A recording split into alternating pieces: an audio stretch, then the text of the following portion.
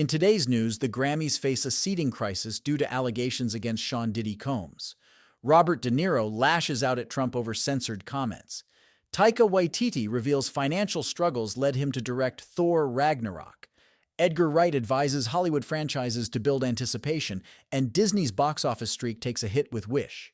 Disney's latest animated musical, Wish, has underperformed at the box office, continuing a disappointing streak for the studio. The film, about the wishing star, opened in third place over Thanksgiving, earning a lackluster $31.7 million. This follows a series of underperforming releases in 2023, including The Marvels, Indiana Jones and the Dial of Destiny, The Haunted Mansion, and Ant-Man and the Wasp: Quantumania.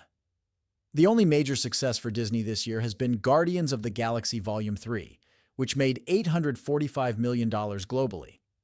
This marks the first time since 2014, barring the pandemic years, that Disney hasn't launched a billion-dollar release.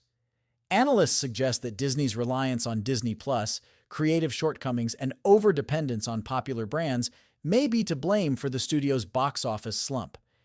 Edgar Wright, acclaimed director of Scott Pilgrim vs. the World and Baby Driver, recently shared his thoughts on the current trend of Hollywood franchises releasing multiple movies in quick succession.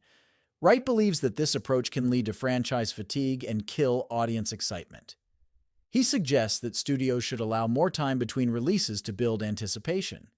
He praised the James Bond franchise for their strategy of taking breaks between films. Wright also expressed concern about the pressure on studio executives to constantly exploit intellectual property, which he believes can stifle creativity and investment in new movies. The upcoming Grammy Awards are facing a seating crisis due to allegations against hip-hop star Sean Diddy Combs. Following rape and sexual abuse claims, several celebrity agents have requested their clients be seated away from Combs. This has led to a debate among Academy officials about whether to remove Combs from the guest list, with some fearing his presence sends the wrong message. The situation has been described as a logistical nightmare. Combs recently settled a lawsuit with his ex-girlfriend Cassie, who accused him of abuse, and 2 more women have filed civil cases against him. Combs continues to deny all allegations. At the recent Gotham Awards, Hollywood legend Robert De Niro expressed his frustration when he discovered that parts of his speech, including comments about former President Donald Trump, had been edited out.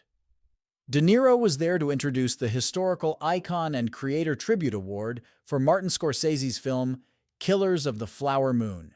Despite the edits, De Niro insisted on delivering his original speech, which criticized the spread of misinformation and the former president's conduct. He also hinted at his displeasure with the event's organizers, possibly blaming Apple, the studio behind Killers of the Flower Moon, for the edits. This isn't the first time De Niro has publicly criticized Trump, having previously compared his presidency to an abusive relationship. Acclaimed director Taika Waititi confessed he initially had no interest in directing a Marvel movie.